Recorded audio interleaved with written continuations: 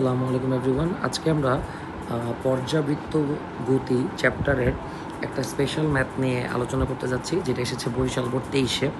তো এখানে বলা হয়েছে যে একটা সেকেন্ড দোলকের সিলিন্ডার আকৃতির বব পানিপূর্ণ অবস্থায় আছে। তো কেনই ম্যাথটা স্পেশাল সেটা একটু বলি। কারণ সাধারণত আমরা যখন সরল দোলক চিন্তা করি তখন আমরা ববকে গোলাকার বস্তু হিসেবে কল্পনা করি, কিন্তু এখানে আমাদেরকে গোলাকার বস্তু না, বরং একটা সিলিন্ডার আকৃতির বব কল্পনা করতে বলা হয়েছে। ওকে, এখন এখানে আবার বলা হয়েছে যে এটা একটা সেকেন্ড দোলক, সেটা একটা ক্লু, অর্থাৎ এর দোলনকাল হবে হচ্ছে 2 সেকেন্ড। আর বলা হয়েছে যে ববটা পানিপূর্ণ অবস্থায় আছে, তার মানে পুরাটা হচ্ছে পানি দ্বারা পূর্ণ আছে। ওকে, একটা কুয়ার ম্যাথকে রিপ্রেজেন্ট করবে। যাক, আমরা সামনে আগাই। এখানে ববের দৈর্ঘ্য বলছে 8 সেন্টিমিটার, অর্থাৎ এই সিলিন্ডার আকৃতির যে বব, এর দৈর্ঘ্য হচ্ছে 8 সেন্টিমিটার। ওকে, এখন আসি, আমরা গ নম্বরটা একটু করি, কারণ ঘ নম্বর করার জন্য গ আমার প্রয়োজন হবে। বলছে দোলকটির কার্যকর দৈর্ঘ্য নির্ণয় করো। খুবই সহজ, আমরা সূত্র বসাবো T=2π√L/g।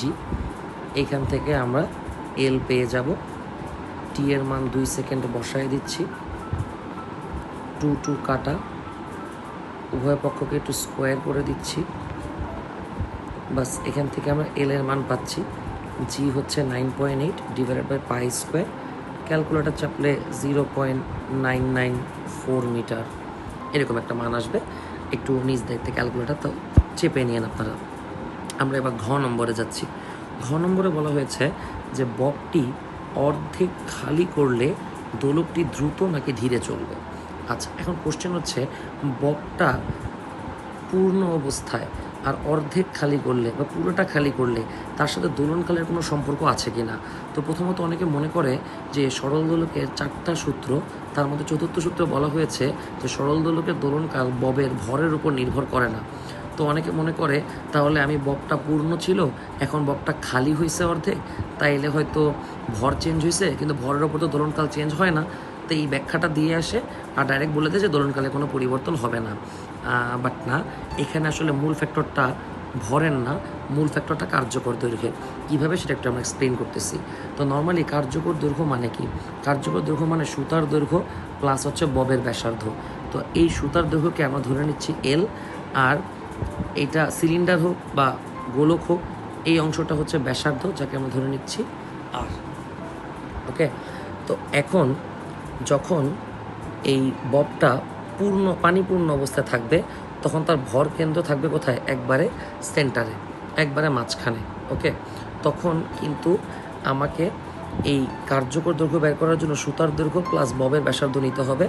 অর্থাৎ কার্যকর দৈর্ঘ্য আমরা পাবো হচ্ছে সুতার দৈর্ঘ্য প্লাস 8 সেন্টিমিটারের অর্ধেক কত? 4 সেন্টিমিটার। এইটা হবে হচ্ছে আমাদের কার্যকর দৈর্ঘ্য। কিন্তু এইবার যদি সিনারিওটা এরকম হয় যে আমরা ববটাকে অর্ধেক খালি করে দিয়েছি, তার মানে এখন এতটুকু পানি আছে।